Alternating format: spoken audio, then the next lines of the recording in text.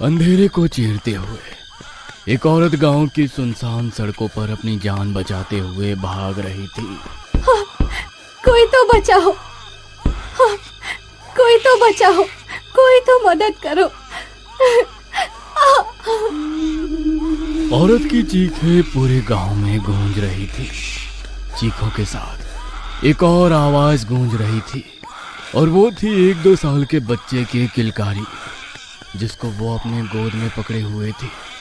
तभी अचानक भागते भागते वो औरत लड़खड़ाकर नीचे गिर गई। उसने एक बार अपने बच्चे को देखा और जैसे ही खुद को संभालते हुए उसने पीछे देखा तो उसके ठीक पीछे एक परछाई खड़ी थी। जाने दो, मेरे बच्चे को मत मारो।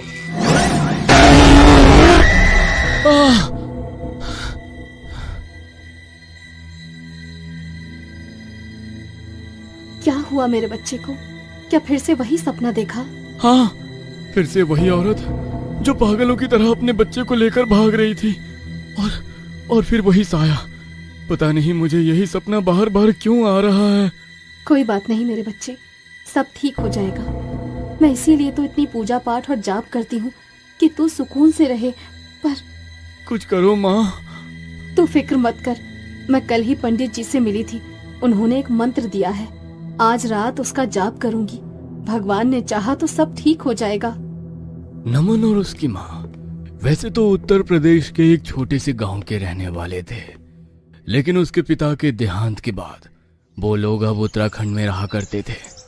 नमन कभी भी अपने गांव जाने की बात करता तो ममता हमेशा उसे मना कर देती थी। वो वैसे भी एक बहुत धार्मिक औरत थी, लेकिन नमन के इन सपनों के चलते वो अब कुछ ज्यादा ही धार्मिक क्रियाकलापों में लगी रहती थी। रात के तकरीबन 2:30 बज रहे थे। ममता एक सफेद आटे से बने घेरे में बैठकर कुछ मंत्र बुदबुदा रही थी। ओम क्लीम शीम, ओम क्लीम शीम, ओम क्लीम शीम। तभी नमन की नींद टूट जाती है और वो देखता है कुछ अजीब से सामग्री और उसके साथ 2 मुर्गे की गर्दन मरोड़कर उसे उस आटे के घेरे में रखा हुआ था और उसकी माँ बालों को खोलकर कुछ अजीब तरह की पूजा कर रही थी। उसने अपनी माँ को इससे पहले कभी ऐसी हालत में नहीं देखी थी।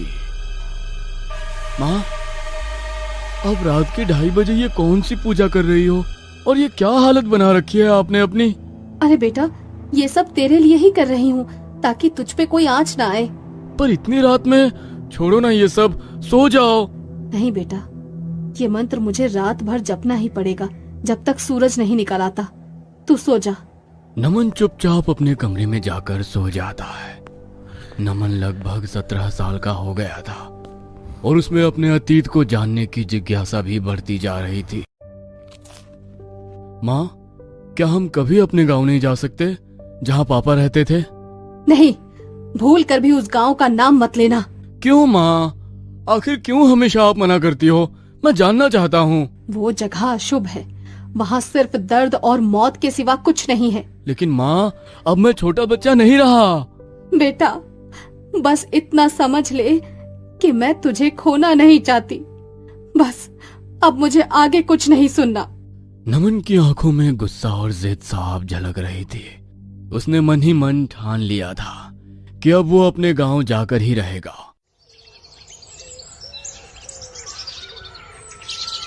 और एक दिन उसे ये मौका मिल ही गया जब उसके स्कूल की तरफ से एक ट्रिप की घोषणा हुई जो मसूरी जाने वाली थी। माँ, स्कूल से ट्रिप जा रही है मसूरी 3 दिन के लिए। ठीक है, पर अपना ध्यान रखना। मसूरी नहीं माँ, मैं अपने गांव जा रहा हूँ, अब मजा आएगा। अगली सुबह नमन अपने बैग में जरूरी सामान लेकर घर से निकल गया और सीधा अपने गांव पहुंचा। वो बहुत खुश था क्योंकि वो बचपन से ही अपने गांव आना चाहता था। नमस्ते काका, मुझे सरपंच जी से मिलना है। मैं राजेश तिवारी का बेटा हूँ। तिवारी जी का बेटा? मुझे लगा नहीं था कि तेरी माँ तुझे आने देगी, पर अच्छा हुआ तू आ गया। चल, मैं तुझे सरपंच जी के पास लेकर चलता हूँ। सरपंच नमन को देखकर भावुक हो गए। उन्होंने उसे गले लगाकर उसका स्वागत किया और पुराने दिनों की बातें करने लगे। बेटा, तुम्हारे पिता एक नेक इंसान थे। मैं और तुम्हारे पिता गहरे दोस्त थे। आज के दिन यही रुक जाना, कल सुबह मैं तुम्हें तुम्हारी हवेली में ले जाऊंगा। धन्यवाद काका, लेकिन मैं आज ही हवेली जाना चाहता हूँ। ठीक है बेटा, कुछ चाहिए तो संकोच मत करना। नमन अपनी पुश्तैनी हवेली में पहुंचा। हवेली की पुरानी दीवारों से झड़ता प्लास्टर और चारों तरफ लगा मकड़ी का जाला, धूल की मोटी चादर में सुने कमरे, सब कुछ जैसे कहना चाहते थे। नमन दरवाजा खोलते ही, मेरे पापा का घर, आखिर मैं यहाँ आ ही गया। नमन साफ सफाई करके लेट गया। रात के करीब 2 बजे होंगे। तेज हवाएं चल रही थी।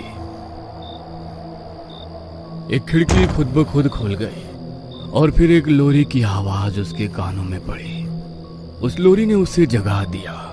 झूला झूले रे मेरा राजा बेटा, सो जा तू चंदा तारे, सो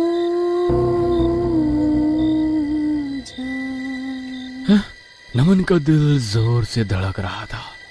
वो जैसे ही खिड़की के पास गया तो उसे ऐसा महसूस हुआ कि उसके पीछे कोई है। उसने झटके से पीछे मुड़कर देखा तो उसकी सांसें अटक गई। उसके ठीक पीछे एक औरत खड़ी थी। उसका चेहरा राख जैसा सफेद और आंखें खून जैसी लाल, जो उसके भीतर झांक रही थी। उसके लंबे उलझे बाल चेहरे पर लटक रहे थे। उसने अपनी गोद में एक मरे हुए बच्चे को पकड़ा था।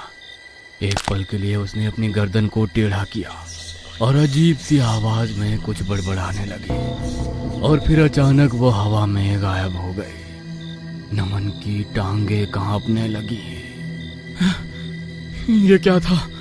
नहीं नहीं, ये सिर्फ मेरा वहम था। हाँ, थकान की वजह से वहम। वो वापस सो गया। जैसे ही आंख लगी, नमन ने अपने आप को एक वीराने में खड़ा पाया। उसके सामने एक औरत खड़ी थी। वो औरत धीरे धीरे उसकी ओर बढ़ रही थी। तू आ ही गया। अब यही तो तेरी असली जगह है। तेरा ही इंतजार था मुझे। नमन के सामने अतीत के पर्दे खुलने लगी। एक औरत जो बदहवास हालत में नंगे पांव अपने गोद में बच्चे को लेकर भाग रही थी। उसके पीछे कोई था, कोई खौफनाक साया। और फिर अचानक वो औरत गिरती है और उसके सामने वही चेहरा जो नमन ने सपने में देखा था। मेरे बच्चे को बचा लो, कोई तो इसे बचा लो। नमन चीखते हुए उठा। उसका शरीर पसीने से भीगा था। दिल बेतहाशा धड़क रहा था। ये क्या था? कौन थी वो? क्यों दिख रहा है मुझे? तभी दीवारों पर अजीब अजीब परछाइयां बनने लगी। कभी चीखते चेहरों की तरह, कभी मरोड़ खाते शरीरों की तरह। तभी पीछे ठक ठक ठक की धीमी आवाज आई, जैसे कोई चलता हुआ पास आ रहा हो। नमन ने कांपते हुए पीछे मुड़कर देखा। एक औरत का साया। उसका शरीर जमीन से कुछ इंच ऊपर हवा में तैर रहा था। कौन हो तुम? बोलो, कौन हो तुम? वो रुक गई। उसकी आंखों से काले आंसू बह रहे थे। नमन की आंखें अचानक उलट गई और वो धड़ाम से जमीन पर गिर पड़ा। अगली सुबह बदहवास हालत में उसकी आंख खुली तो वो पसीने से तरबतर था। कपड़े मिट्टी में सने हुए थे। बिना कुछ सोचे समझे वो उठकर भागा और सीधे सरपंच के घर जा पहुंचा। उसकी सांसें फूली हुई थी और आंखों में वही डर, जैसे किसी ने मौत को करीब से देखा हो। सरपंच जी, कुछ बहुत अजीब हो रहा है उस हवेली में। कोई औरत है जो सपनों में आती है और अब तो वो जागते हुए भी दिखने लगी है। बहुत दिन से वो घर बंद था बेटा। शायद कोई आत्मा का वास हो गया होगा।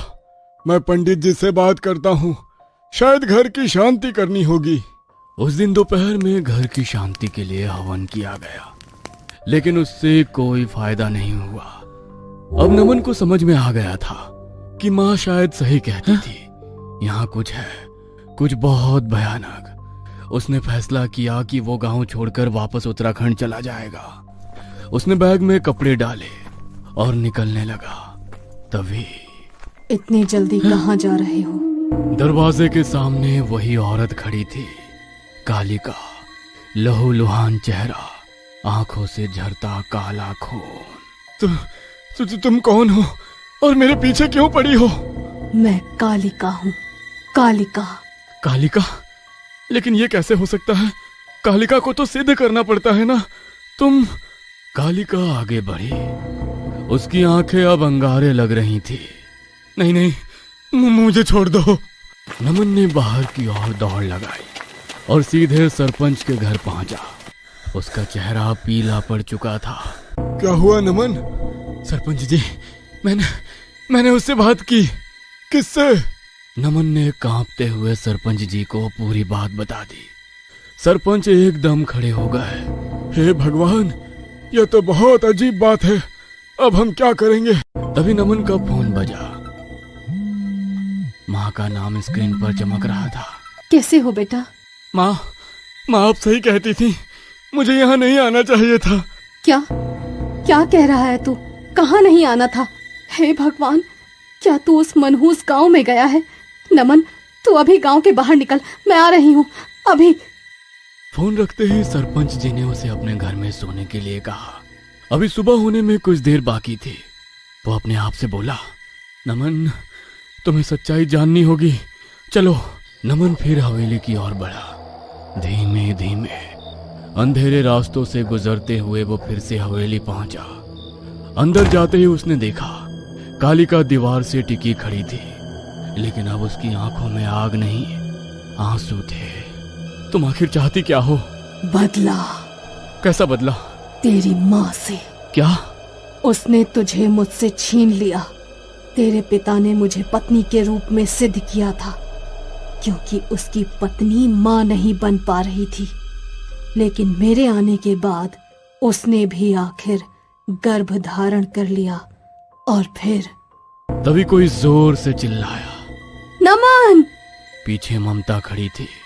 वो आई और नमन को खींच के ले जाने लगी। चल यहाँ से, तू झूठी है। अब तेरा समय पूरा हो चुका है ममता।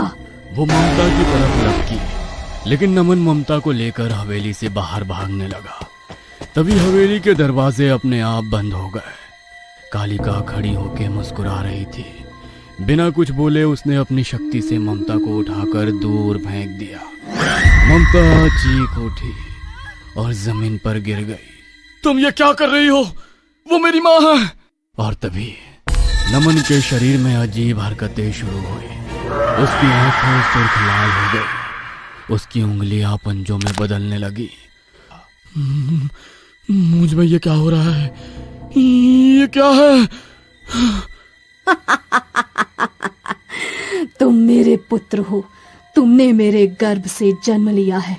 ये औरत जिसे तुम माँ समझते थे, ये कभी माँ बन ही नहीं सकती थी। जब तुम्हारा जन्म हुआ तो इस काला जादू करने वाली औरत ने मुझे इस घर में कैद कर दिया और तुम्हारे पिता को मार दिया। तो इसने पापा को मारा था? हाँ, और फिर तुम्हें लेकर यहाँ से भाग गई। ममता जमीन से उठी। अब उसके चेहरे पर कोई मासूमियत नहीं थी। अब जब सब कुछ जान ही गए हो तो सुनो, मेरा बच्चा मरा हुआ पैदा हुआ था। मेरे पास और कोई चारा नहीं था। अगले महीने तुम 18 साल के हो जाओगे, तब मैं तुम्हारी बलि दूंगी ताकि मेरा मरा हुआ बच्चा वापस जिंदा हो सके।